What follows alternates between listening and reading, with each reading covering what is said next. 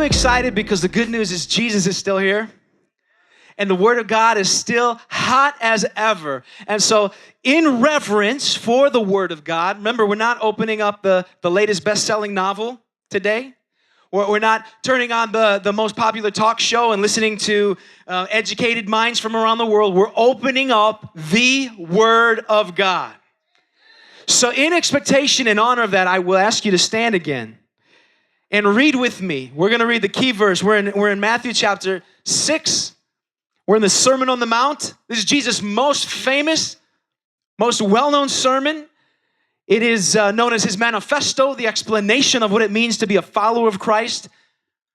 And so we're going to read here. I'm just going to have us read together the first verse, which is the key verse for today's passage. Are you ready? Listo? Okay, here we go. Out loud. Be careful not to practice your righteousness in front of others to be seen by them. If you do, you will have no reward from your Father in heaven. All right, this is the Word of God. You may be seated. If you don't know why you should listen today, if you don't know why this message is worth every ounce of your energy, if you don't know why you should check Facebook later, I will tell you. This message has the opportunity for you to step into what could be the most intimate, deep, satisfying, rich, fulfilling love relationship of your life. I believe that. What Jesus is about to tell us comes with two things. There's a problem to evade, but there is also a possibility to engage. And while I cannot ignore the problem he gives us, I am most excited about the possibility. The possibility for you to go to a new level, to go to a different place, to enjoy a satisfying, intimate relationship with God. I believe that some of us have lost our why. This message is called Find Your Why. What do I mean? You've lost your why. You're doing a lot of things for God and things for others. In fact, you're doing a lot of right things, good things, things that should set you up as an example, and yet you may just have lost your why. That's the problem, Jesus said. Don't practice your righteousness in front of others to be seen by them. If you do, you will have no reward from the Father in heaven. What the possibility is a reward from the Father, your Father in heaven. The possibility is intimacy. The possibility is a rich, deep, fulfilling, satisfying relationship that goes deeper than anything going around you. I believe what we're going to find in today's passage could be the power that you've been looking for to stand up and live through your marriage. It may be the power that you've been looking for to endure one more day. It may be the power that you've been desperately needing to live the life you were called to live. Because some of us, if you've lost your why, some of us have taken other paths. Some of us have gotten tripped up and tricked down other roads that are not at all down the road that God has called you to walk down or live or lead or become. And in today's message, we're going to look at both the problem to evade and the possibility to engage. And it reminds me of my first date with Nancy. Now, some of you know that I married a beautiful woman from New Life Community Church. That's right. Good things happen at church, guys. Good things. Good things. I'm serious. And for those of you who know Nancy, I could see it in your faces. You're like wondering how in the world did a guy like me get a smart, beautiful, strong, fiery Latina like Nancy to be my wife? And so I thought I would tell you how I did it, okay? It started on our first date. We were college students, and I had saved up for months, seriously, saved up for months to take her on the first date. I surprised her and took her downtown to the John Hancock building, to the 95th floor, the signature room, and bought her a $200 meal. I'm not joking. It was the most expensive meal I'd ever bought in my life. When the bill came, I really got shocked because all we got was chicken. I was like, what did they feed that chicken? I I looked under my table and my wallet to count my money again because I was like, whoa. But yeah, after dinner, we came downstairs. Oh, by the way, and up at the top, I read her a love note that I had written her and saved for her. And so there we were looking out across Chicagoland at the pinnacle, at the height, and just knowing that something special was happening. When we got to the bottom, there was waiting for us a carriage. And we stepped into the carriage. And on that carriage ride, I held Nancy's hand for the first time. Whoa, did that feel good? Man, that felt so good. Holding that girl's hand in that carriage ride on our way to Navy Pier, where I bought her favorite dessert. She had been begging me to go get that for her. And also we went to this place called Build-A-Bear Workshop, and I didn't know what that was. I said, who is Build-A-Bear? And he's like, no, it's actually a place you make teddy bears. And I said, great, okay, that's what she's into, whatever. But I wanted to make sure she had somebody sweet to sleep with until we got married, you know what I'm saying? So we built her a bear, yeah. And then I took her across the bay there to the planetarium, and we looked across the night sky as the lights rippled off the water, and you saw the skyline. And I read her a poem that I had written about her, and I pulled out a wooden chest with 24 roses that I had dried, and the petals were in this wooden chest that I'd wanted to give her a year earlier, but I gave it to her then, and I said, hey, I'm not playing with your heart. I'm into you. I'm serious about you. I wanted her to have that and keep that. And so needless to say, when I asked her to be my girlfriend, what do you think she said? She said yes. She said yes, and the night ended on her front porch with a short hug. We were saving bigger expressions of intimacy for bigger levels of commitment, right? And it was a special moment. And why did I do these? Oh, by the way, don't ask me what we did for date night for the next 6 months, because I spent all the money I had in the world. It's like McDonald's but why did I do those things for her? I had found my why. I think I have a picture here from our wedding day. I was into this woman. I was focused on this girl. I wanted to please her. I had an audience of one. Go ahead, you can put that picture on the screen for us. Thanks. I wanted this girl to think that I was special. If the whole world around me thought I was, thank you, yeah. I did. I got a good wife. At New Life. I'm always indebted. That's why they don't pay me. I work here for free. I got a woman here. My life was changed. Just kidding. I wanted her to be satisfied. Now, if the whole world thought I was a Casanova, but she wasn't happy, it would have been a waste, right? I could have gone around telling everybody about my great date and how I paid $200 for it. But if she didn't receive that, if it didn't mean something to her, if she wasn't pleased, if she wasn't into me, it would have been a waste. There was one person on my mind, an audience of one. Could you imagine a relationship where the lady does nice things for her man, and she cooks this big dinner and she's taking pictures of it all, and she does a little selfie. There's flour all over her hair, and she's like, whew, I'm exhausted. And she goes on, she buys them some new clothes, and she presses them, and she lays them out, and she takes a selfie with it. She's like, doing laundry, and then she cooks him food, and she does all these chores, and she's posting it. And then when he comes home from work, and he walks in, he's like, hey, babe. And she's sitting on the couch watching the show. She doesn't even acknowledge him. He's like, hey, can I tell you about my day? And she's like, nah.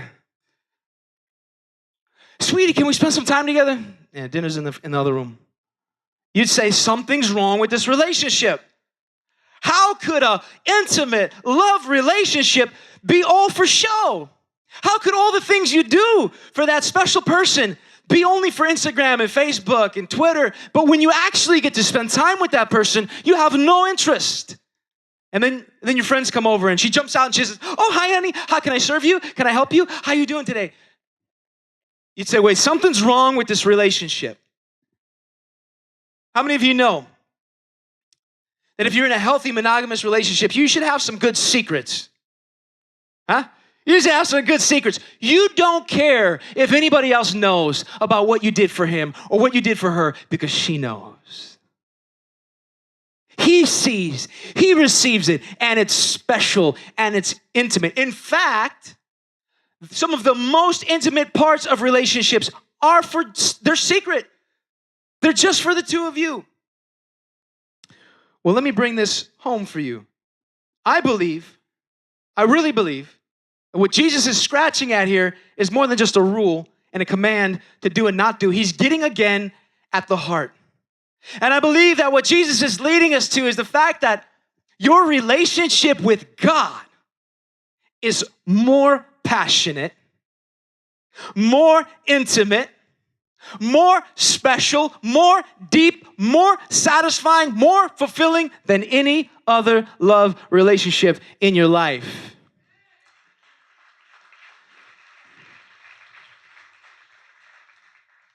And as I say that, many of you glaze over. Because it's hard for you to imagine having that kind of rich, deep, passionate, satisfying, fulfilling relationship with God.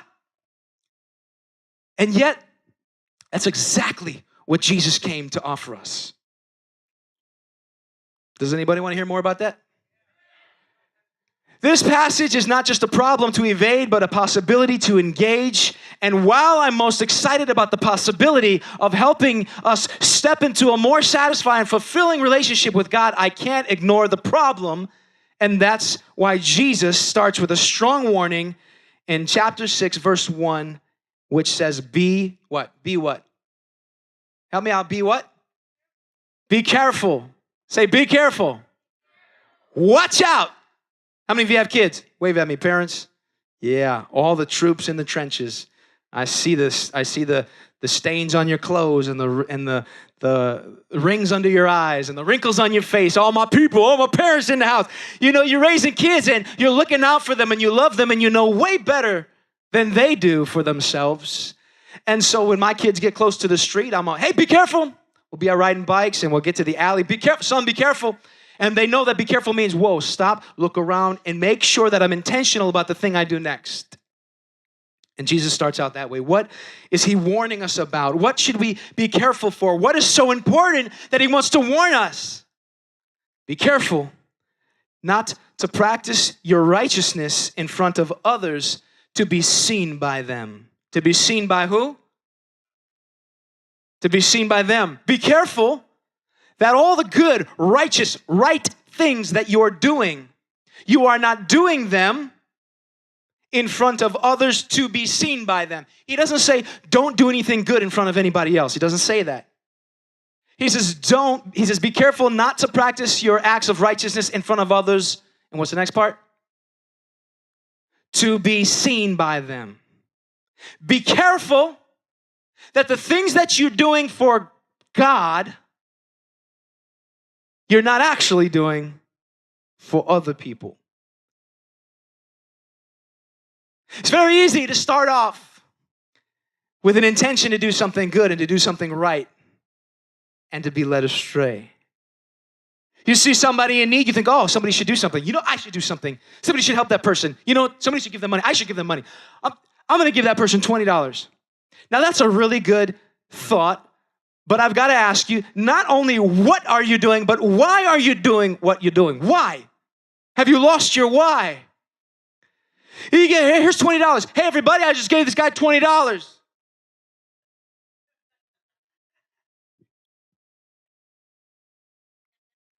I mean, you know, what can I say? I'm a pretty good person. I mean, you know, I didn't see anybody else helping this guy out, but I did. But I sure did. Right?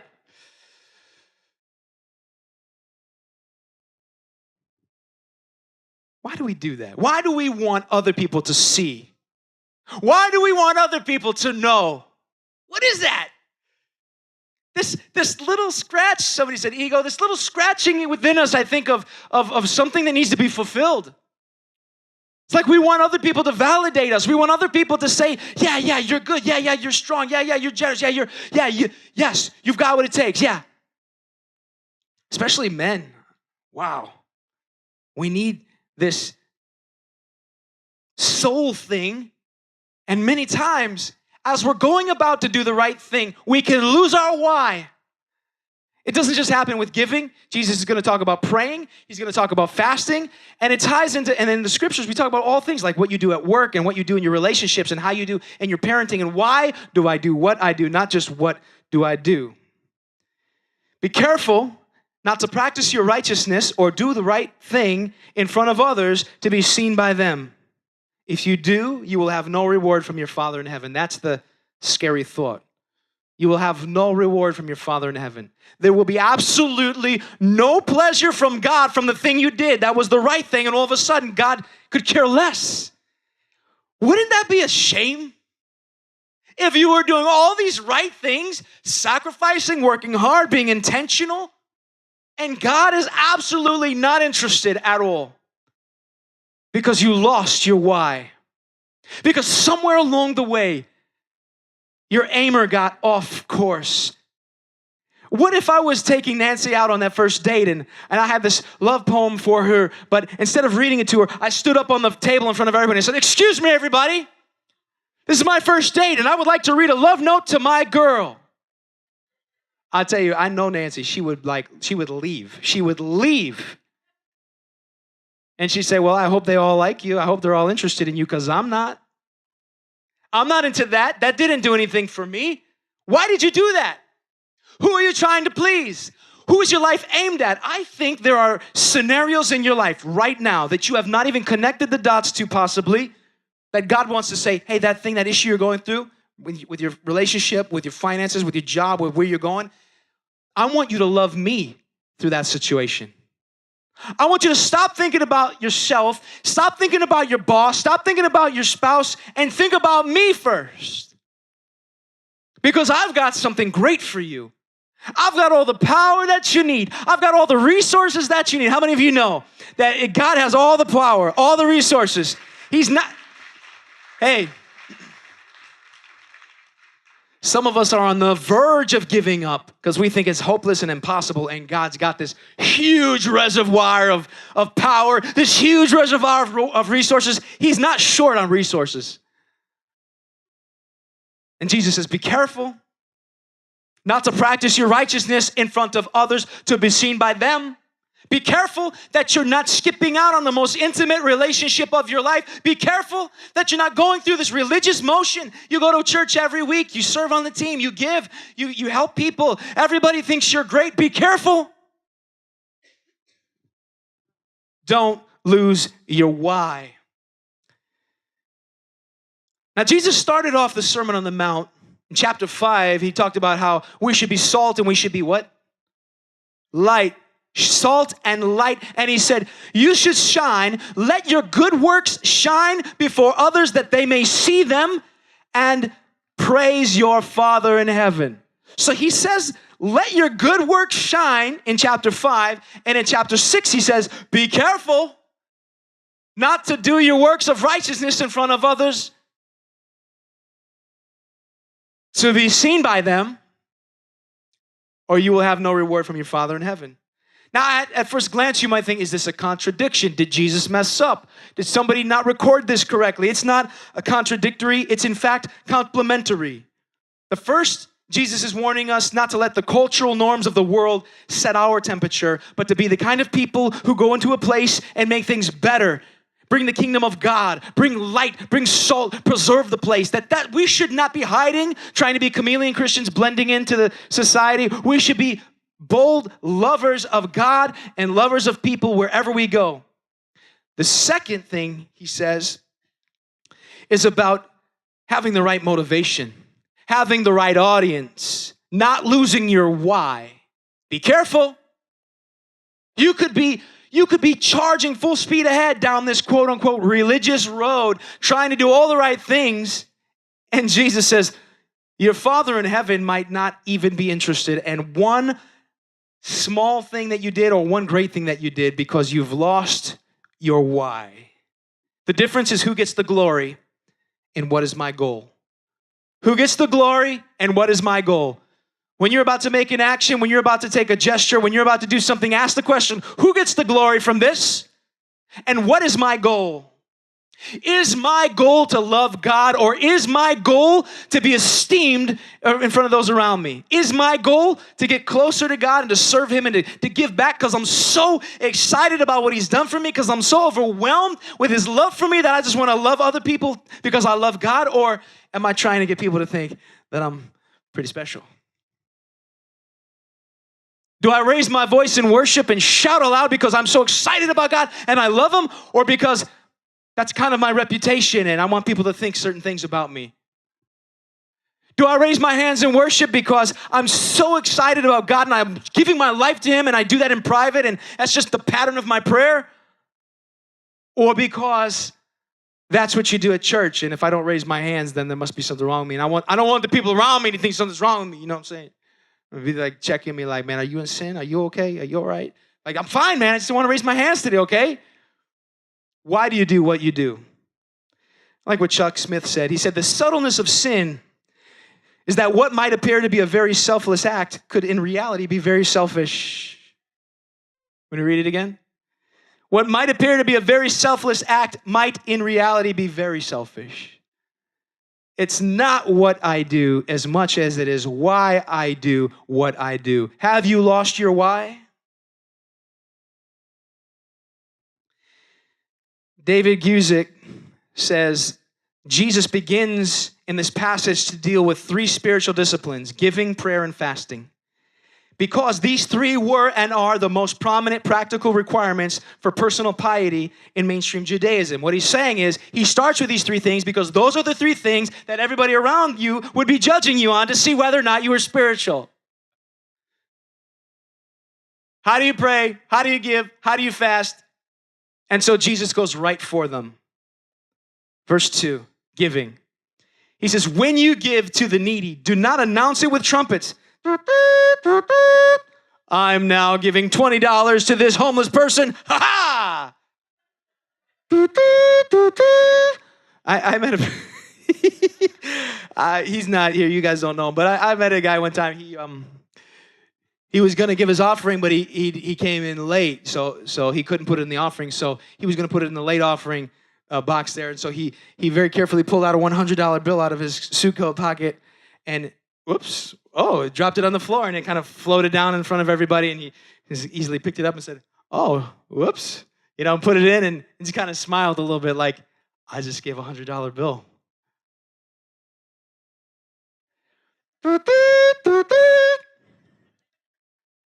Be careful. Don't do as the hypocrites do in the synagogues. What was a synagogue? It was like the place of worship. It would kind of be like what we have as church today for the Jewish people. They would gather, there would be teaching, there'd be fellowship. It was the center of their faith life. And he says they would go there and on the streets, and they would give there and on the streets to be honored by others. To be honored by others. Think about what he's saying. He's saying they're doing a good thing because they want other people to think a certain way about them. That never happens to us though, right? We never do the right thing because of what other people think. We never lose our why, do we?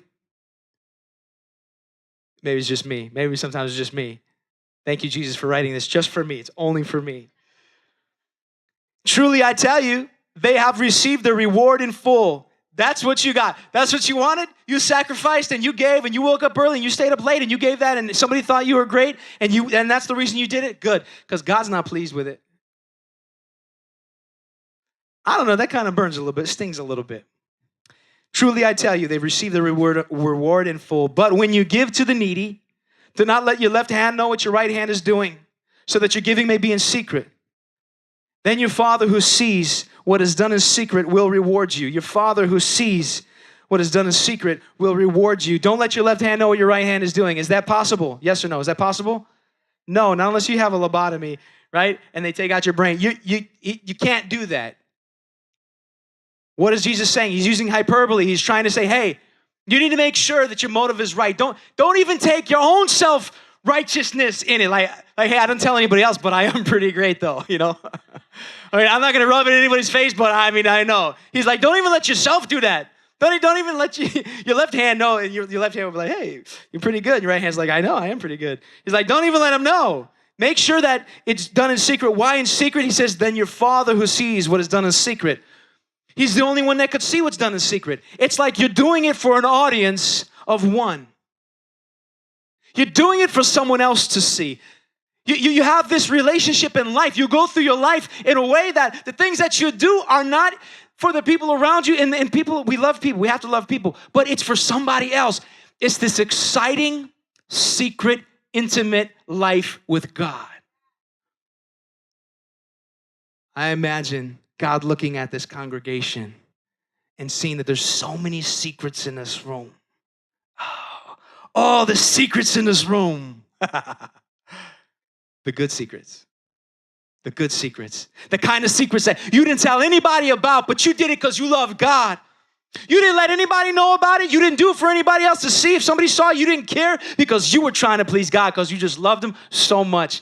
Imagine a church filled with those kind of secrets. Imagine a congregation that's got this secret intimacy with God that when we get together, man, whoop, you don't have to fake the fire, man. You don't have to try. You've been trying in secret. So what does this mean? Does it mean that it's wrong to give openly? Must all giving be anonymous? I like what the Bible exposition commentary says. No, not necessarily. For everyone in the early church knew that Barnabas had given the income from the sale of his land. Barnabas was a Christian leader. He sold his property. He brought the money to the church, to the apostles, and he said, here's the money from the land that I sold. Use it however you need to. And guess what? He was a hero. They didn't say, what are you talking, what, no, you should have left this here and we should have found it in the morning and then you would, God would be pleased with you. No, he was heralded as a hero. But just in the same passage, just a little bit later, the next chapter, another couple named Ananias and Sapphira, they watched this. They watched this guy get elevated and seen as more spiritual, and people applauded him and they admired him, and they're like, man, I want that. I want to be applauded and I want to be admired and I want people to think that I'm great. And so they also sold their property and brought the money, but they didn't bring all the money. They kept some of it and they pretended like it was everything because they wanted the same accolades. So they brought the money and they laid it down and Peter said, is this everything? And they said, yeah, that's everything. And God struck them down. Each of them died that day. Why? Because they were trying to seem more spiritual than they were. They were lying to the Spirit of God. They were lying to the church. They were coming across. They had lost their why. They did some good thing, supposedly for God. But was it for God? Was it? No, they lost their why. Some Christians have the mistaken notion that if their acts of righteousness become known, then they're going to receive no reward from their Father in heaven. And I think we need to seek a balance. The Holman New Testament commentary talks to this. He says, we must seek a balance. We must relax in faith in a God who searches our hearts and is willing to reveal and purify our hearts. God's your Father. If you did something for the right reason and you had the right heart and somebody found out about it, Jesus is not saying, oh, there's your reward. He says, if you did it so that they would see you, then you have no reward. The question isn't what did you do and who saw it. The question is why did you do what you did? And so he guides us to have this secret life with him. Who sees what you do? He says your Father sees. Have you ever been in a situation where you're in public and somebody mistreats you? Maybe you're on the subway and somebody just is really rude to you. And it's like, what? I cannot believe he just did that to me. Like, who does he think he is? And you're kind of like pushing it down and you're like, man, what in the world? And somebody in the crowd locks eyes with you and you could see that they saw what happened too, And they're like, pfft. And you're like, yeah, like you don't know the person, but just because somebody else saw it, somebody else saw it, he's like, you're a little validated. You're like, oh, okay, all right. Somebody else saw. Somebody else knows. Jesus is saying somebody else does know. Somebody else does see. But are you into that? Is that enough for you? Is it enough that your Father who loves you can see it? Can see you suffering and struggling and the way that they criticized you and the way you didn't bite back and the way that you sacrificed and you gave the best and the first. I mean, you don't want anybody else to know. Is it enough that God knows? Because if you begin to live like that, if you begin to do what you do, whatever you do, for his pleasure, now we're getting at. Now we're kind of getting at what Jesus is scratching at here. This secret life with God. This intimate, powerful, rewarding life with God. I'm sickened to think that people who are searching for God might come into a quote-unquote religion where they're just taught rules without the relationship with God, where they're taught external things to please the people around them. Conform, be like us, do what we do, don't do what they do. See? And there's no real intimacy with God. What is that? Who needs that? Who's that helping? What lives are that transforming? What marriages is that resurrecting? Nobody, nothing. It doesn't yield any reward from our Father in heaven. Jesus says, do it in secret And your Father who sees what's in secret will reward you. Maybe you've been driving in traffic. You're looking around and there's somebody driving and they don't think anybody sees them and they start digging in, start going for it. And then maybe they see you and it's like, oh, hopefully you don't know that person, right? Hopefully you don't know them. But sometimes in a busy world, it's just that one person seeing what you're doing that makes a difference. And in a positive way, Jesus says, God sees when no one else sees, God sees. I think some of us today are tired. Some of us today are on the verge of becoming powerless in our love and ineffective in our righteousness or our right living. And Jesus would say to us today, don't you give up. Your Father sees it. You've been laboring and you've been loving and you've been giving and you've been doing above and beyond. And it's like you get no thanks from anybody. Nobody sees the hard work you do. Nobody's patting you on the back. Nobody's saying, wow, thank you for waking up at 4 a.m. and taking care of these kids and then working all day and doing all the laundry and cleaning and sweeping and mopping. And nobody sees it, but I see it. I see, and I know why. And I know why you do what you do. I know why you do what you do. Because you love me. Because you love me. You love these kids because you love me. You forgive this idiot because you love me. You go above and beyond and you sacrifice because you love me. That's why, and I see it. Don't you give up. Don't you quit. Don't you throw it down and say, it's useless. Nobody cares. Jesus says, your Father sees what you do in secret. What kind of life would that be? What kind of life would that be if it was all about pleasing Him? Whew. How about this?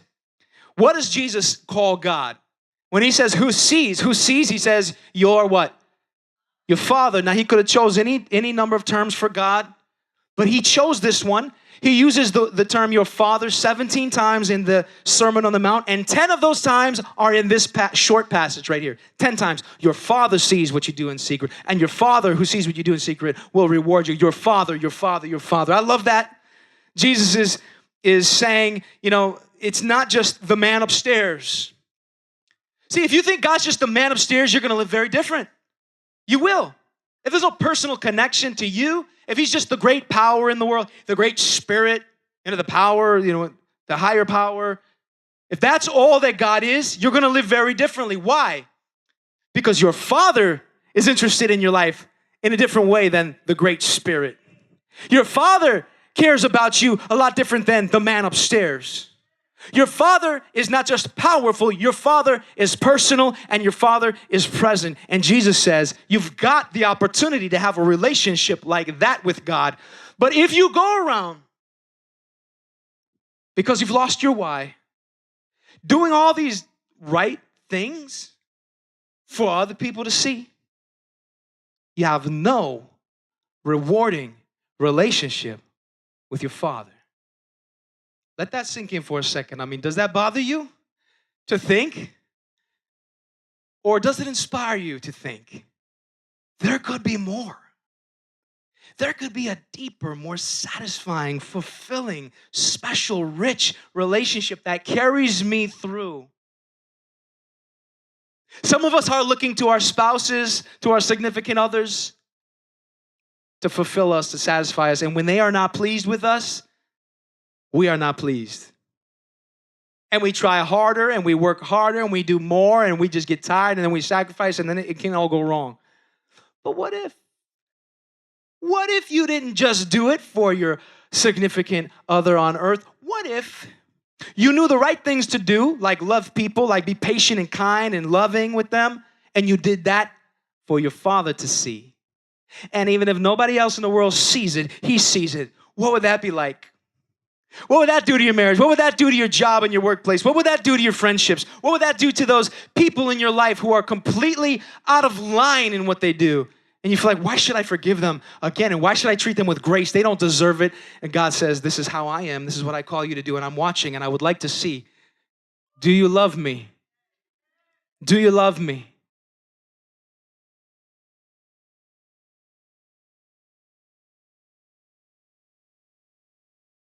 Second thing He talks about is not just giving, but praying. Verse 5. He says, when you pray, do not be like the hypocrites, For they love to pray standing in the synagogues. They love to pray with the other believers. They love to pray there or in the street corners. Again, there it is. It's the same exact, these three things you're going to see are the same exact formula Jesus gives out. When you do the right thing for the wrong reason, which is to be seen by others, truly I tell you, you will have no reward. But when you pray, go into your room, close the door, and pray to your Father who is unseen. He adds that one.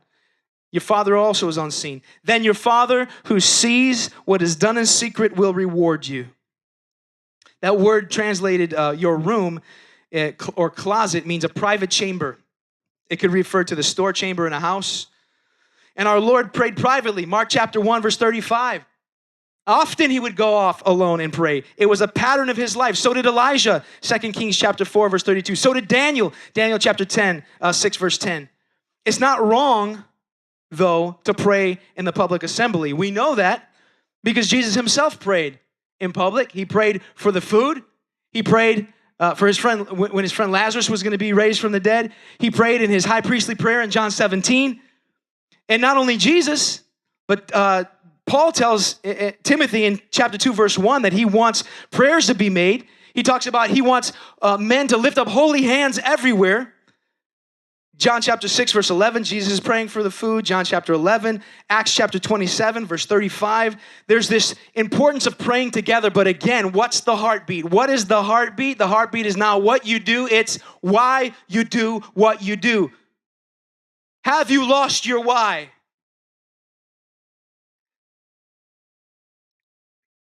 Is it wrong to pray in public? Is it wrong to pray with others? Is that what Jesus is saying? No, he's not saying you can't pray with other people. In fact, if that was the case, then how could he say if you agree about anything, 2 or 3 agree about anything in my name, I'm in the midst, if you couldn't pray with anybody else? So he's not saying that. What he's saying is, why do you do what you do? Is it because you want God to see you, or is it because you want others to think you're spiritual? Is it wrong to pray and worship and lift your hands in church? No, but if that's the only time you do it, then I have to ask you, have you lost your why? Do you have a secret, special, sacred relationship with God? Or does that stuff just happen around church stuff and spiritual stuff? I'm just saying you could have that if you want, but that is not fulfilling. That does not satisfy the soul. That does not change a life. If you're trying to add good stuff on the outside, but you've never been transformed from the heart, if you're trying to please others to make them think that you're good, but on the inside there's no relationship with God, I want to tell you there's a higher place to go. I want to tell you that there's a step up to a new level that you can go to today. Today, you can begin to say, God, I don't want to just be doing things on the outside for others. I want to please you. I want to know you more. How many of you know Hebrews chapter 11 says, without faith, it's impossible to please God. Because anybody who comes to him must believe he exists, and he is a what? A rewarder. A what? He's a rewarder of those who, that's right, diligently seek him. Do you believe God's a rewarder? Like, these are the basic tenets of the faith. You got to believe God exists. And you got to believe that he's actually watching you to reward you for earnestly seeking him. I don't know how you prioritize. I know my life gets crazy. And when I forget about this, things get blurry for me. I can find myself in a bad way because I lose my why. Why am I loving my wife? Why am I paying this bill? Why am I serving? Why am I sacrificing? Why am I not yelling at my kid? You could become real moral on the outside and be real far from God on the inside.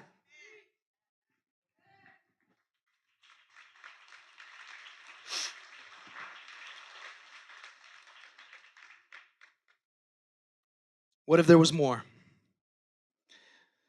I believe there is more. I believe Jesus is scratching at it. He's trying to pull. He's like, hey, don't just do it on the outside for people to see it.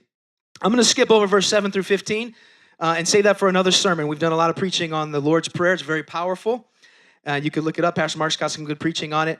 But because it's describing a pattern of prayer, it moves into a separate thought. And I want to focus on the overarching theme of the passage, which is motivation. And you'll see 3 passages here within the passage where Jesus says, when you give, when you pray, and now when you fast, do not look somber as the hypocrites do. What's a hypocrite? Hypocrite is somebody who preaches one thing, and tries to get everybody to believe they're living a certain way, but they're not.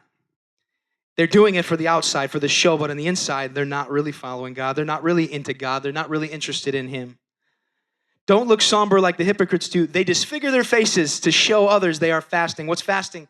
Fasting is giving up food for a period of time so that you can pray. Fasting is setting aside food so that your body can start to remind you how bad you need God. Fasting is setting aside food to turn up the fuel on your prayer life because you're saying, God, I need to get serious about my prayer. I was praying about this kind of willy-nilly, but now I'm really seeking you. I'm so hungry right now. If I'm not eating, I better be praying. That's fasting. He says, but if you're doing that and you're trying to make sure everybody around you knows how much you're suffering, how much on the outside you're letting everybody know about your fasting, he says, I tell you the truth, they have received the reward in full. But when you fast, put oil on your head, wash your face so that it will be obvious, so that it will not be obvious to others that you are fasting, but only to your Father who is unseen. And your Father who sees what is done in secret will reward you. Again, it's not wrong to fast if we do it in the right way and with the right motive. Jesus fasted in Matthew 4. So did the members of the early church in Acts chapter 13. We have a fast coming up for 21 days in January. We'll talk more about that. It's not wrong to fast together. Many times in the Bible, they fasted together. The question isn't, what did you do? The question is, why did you do what you did? And don't lose your why. The only fast that God actually required of the Jewish people was on the annual Day of Atonement in Leviticus 23, verse 27. But the Pharisees are a group of religious leaders that Jesus was saying, don't be like them. Like if you could think about the most spiritual people of our day, he's like, these guys are not really spiritual. They look like it, they sound like it, they pat each other on the back, but they don't have a relationship with God. The Pharisees fasted each Monday and Thursday, Luke chapter 18:12. And they did so in such a way that people knew they were fasting. The Bible Exposition Commentary says their purpose, of course, was to win the praise of men. And as a result, Pharisees lost the blessing of God. Jesus called them in Matthew 23, whitewashed tombs. He said on the outside, you look real pretty. On the inside, you got dead men's bones and wickedness. You look like a spiritual leader that should be respected. Everybody in the community thinks this about you, but on the inside is this evil, nasty wickedness. And all the while, Jesus is saying, your Father sees in secret. There's this other opportunity for you. It's not just a problem to evade, it's a possibility to engage. What if we engaged in this intimate relationship with the Father? All the while, this deep, rich, fulfilling relationship through Jesus the Son. So what do I do? You say, what do I do? I kind of may have lost my why. Well, the first step towards overcoming hypocrisy and stepping into this fulfilling relationship is to be honest with God about your secret life. I mean, even right now, is there something God's just poking at? Don't be afraid. Listen, when God starts to convict you of something, don't be scared. Don't run away from that. Don't change the subject. Don't go to the bathroom. Don't read a text message.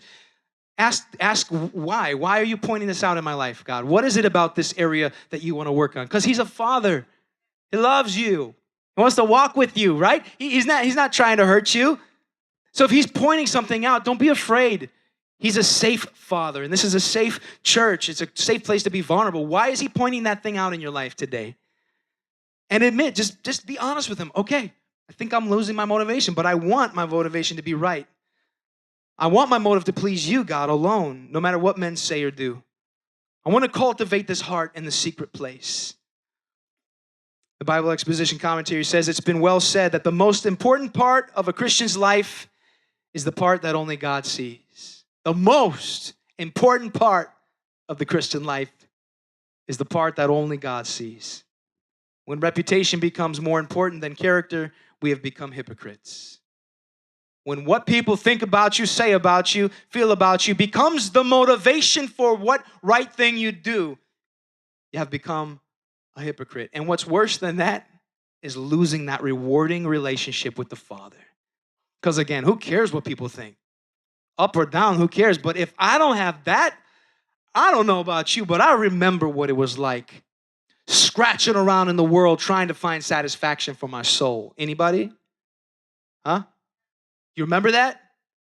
And then to find out that there is a God who loves me. There is a creator and a maker and a sustainer who's not just some distant power. He's my Father who loved me enough to send his son Jesus to die on my cross for my sins, to pay the way, to open the door, to bring me home because he loved me.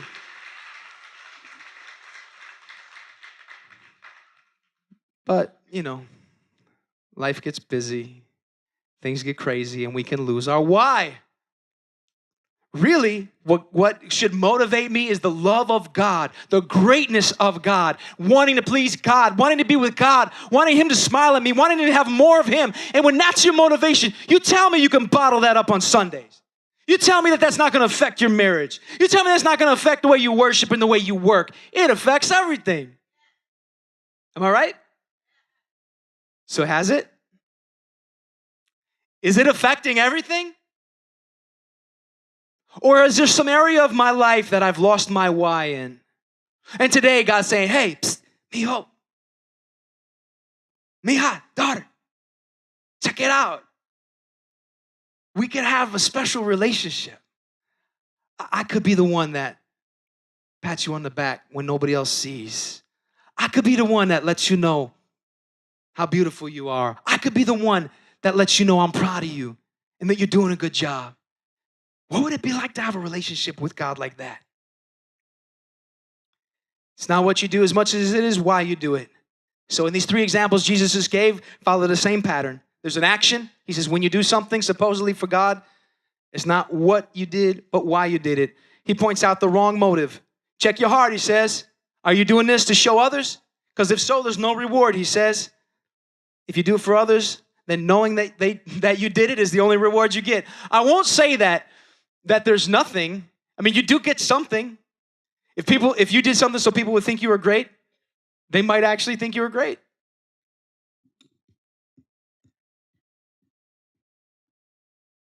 That's not the kind of stuff that satisfies the soul, though. That's not the kind of stuff that empowers you to go into the dark places of life and be a light. That is not going to do it for you. You're going to have to keep doing that. You're going to have to keep doing it and doing it like a drug addict, trying to get people to think this. And when they don't, and if somebody doesn't give you that place of whatever it is that you're looking for, look out, because bad things can come out of your heart. Say, I don't know why I did that. I can't believe I yelled at my kids like that. But what was going on? Some of us have, it's like our hearts are like a sliced open electrical box with all these frayed wires. People get fried in our life because we got issues going on inside of us. And Jesus is saying, hey, your Father sees you in secret. Your Father's watching you. Not only does he love you, but you can please him. What would it be like to up our secret life? What would it be like to say, you know what? I know some single ladies that actually have date night with Jesus. Straight up, light the candle, put the music on, shut the phone off, draw the curtains and spend time with Jesus. Good for you. Do it. You're not going to be single forever. Use that time that you have. Praise God. What would it be like if you had intimacy with Jesus? If he satisfied the soul? So yeah, pray, worship, give, fast, serve. But do it for the right why. Do it because you're looking to get closer. You're looking to be obedient. You're just overwhelmed with gratitude for what Christ has done for you. And if nobody else sees it, in fact, Jesus says you should actually make it secret. Like, make it secret. If you can make it secret, make it secret. The best relationships have secrets, good secrets. Be careful not to practice your righteousness in front of others to be seen by them. If you do, you'll have no reward from your Father in heaven. That's the message. Could you imagine how applying this message to your relationships would change your life? How it would transform your interactions with people you love and people you don't like so much. If your motivation in that relationship wasn't to get anything from that person or get them to come to any certain place or need them to agree with anything, if your motivation was to love them like God loved you and you did it for God's pleasure, could you imagine? Jesus says the reward that comes in secret, the reward from your Father. Imagine doing the right things and only needing validation from God. Pastor, man, you don't know what I do for this woman. Man, I work hard, bust my tail all week long, and I come home and I put the money on the table, and I'll bring it in, and then I even take care of the kids. I don't get no thanks from her. I don't get nothing. Okay, bro, don't lose your why, man. Oh, Pastor, you don't know what it's like. You know, I'm always trying to serve the Lord, but my husband, he's not into it. You know what? Your Father sees. Your Father sees. I'm not saying that it doesn't hurt to get hurt by people, okay? I'm not saying we don't need people in our life. I'm just saying that's not all there is. It was never intended to just be all there is. There's a source of strength. There's a source of power. There's a source of a rewarding, deep, intimate relationship with your Father in secret. In secret. Oh, the secrets in this church. I think that could be a good thing if we had a lot of secrets. Good secrets. If you walked in here, man, nobody had to know how long you prayed. Nobody had to know you were fasting. Nobody had to know how much money you gave or sacrificed or how you took another job so you could participate in that thing. Nobody had to know, but God knew. What would that do for your soul? This is love, 1 John 4. This is love, not that we love God, but that He loved us and sent His Son as an atoning sacrifice. That means He died on the cross to wash us clean for our sins. Dear friends, since God loved us this way, we also ought to love one another this way. No one has ever seen God, but if we love one another, God lives in us and His love is made complete in us. What's He saying? He's saying you can't see, touch, and feel God with your hands. So you got to love other people. You want to love God, you got to love them. And when you love them, you're loving God. And when you love them, God's love is living in you. And when you love them, God's love is made complete in you. That's powerful. And if you stop loving them because they stopped loving you, or you stop being kind because they stopped being kind, or you stop giving because people didn't see and people didn't applaud you and people didn't pat you on the back, I want to tell you, your Father still sees. Did you lose your why? Your Father still sees, and He rewards you when you do it in secret. You don't believe me? You don't think everything you do is for God? Matthew chapter 25, verse 40, Jesus said, the King will reply on the last day when we stand before Him. Truly I tell you, whatever you did for the least of these brothers and sisters of mine, you did for me. You didn't do it for them, you did it for me. When you sacrifice, when you pray, when you give, when you fast, when you love, when you pour out your life, who are you doing it for? Is it an audience of one? How about your work? How would living for an audience of one change the way you work? Colossians chapter 3, the Apostle Paul says, whatever you do, somebody say, whatever you do. In Greek, that means whatever you do. Work at it with all your heart. Whatever you do. Well, I don't even like this job. I don't even want to know how long I'm going to be here. Yeah, but whatever you do. I hate these people at my work. I can't stand them. I don't know. Whatever you do, work at it with all of your heart as working for the Lord, not for human masters. Since you know you will receive an inheritance from the Lord as a reward, it is the Lord Christ you are serving. Do a quick exercise. Ready? All right, I want you to picture your boss. Put your hand up when you can see him or her. See him? Me and you? The rest of us are unemployed. Can you see him? You picture him? See your boss? Okay, that's not your boss. That's not your boss. It is the Lord Christ you are serving. It is the Lord Christ you're serving. It is the Lord Christ you're serving. Children, obey your parents in the Lord. Husbands, love your wives as Christ. Wives, submit to your husbands as in the Lord, as to the Lord. There's this understanding that whatever we do, that right thing we do is for God and not for them. Now, we love them, but we do it for God though. That's empowering. And when you know that when you did it for God, He gives you that reward of His presence, of Him in your life, connecting with you, fulfilling you. Man, you tell me there's a better, stronger place to live. There's nothing like that. So maybe you're like me. Maybe you started out trying to please God by doing good things. My life was really messed up. My parents were divorced. By the time I was 14, I was getting high all the time. I was just sleeping with my girlfriend. I was just trying to satisfy the gaping hole in my soul. And then I realized, man, I need God. I need God in my life. I need to change. So I started changing from the outside in. I quit selling drugs. I quit smoking weed. I pulled out the huge pot plants in my backyard that were like 9, 10 feet tall. I ripped them out and threw them away. And I was like, and I told my friends, yeah, I quit. I quit for 6 months. If I do say so myself, I'm a pretty good person, you know. You guys can't quit, but I did. There was this attempt at getting to God by coming through the outside things. But my friends, that will never work. It was cold, it was lifeless, it was powerless, it was empty. Any of you ever try to serve God like that? Without Jesus, without the cross? You're just like trying to be good, trying to be moral, trying to do the right thing. That doesn't satisfy the soul. God's offering us something deeper. And I remember when I walked into this church, it was New Life Midway, but we met in a different location 20 years ago.